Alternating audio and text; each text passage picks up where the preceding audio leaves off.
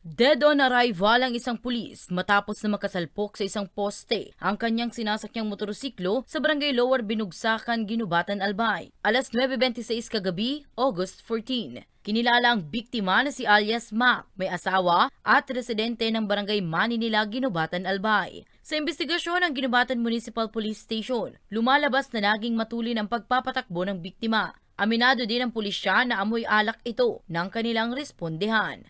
Accordingly, ano po na investigation doon sa place of incident ng ating investigator on case, may nakasunod po sa kanya daw na truck, and nakita po ng driver ng truck na ito po ay pasurusigsag na habang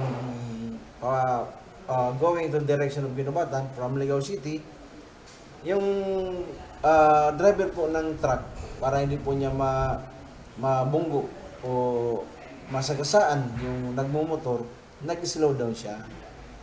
In-observe lang niya yung ano ng driver ng motorcycle, and then hanggang ganoon na po nangyari, na bumangga siya sa concrete post na doon po na nakausli sa kalsada. Galing din umano ang biktima sa duty bago maaksidente. May batas po tayo na bawal uminom na nagdadrive o nagmamaneho ng anuman na bihikulo.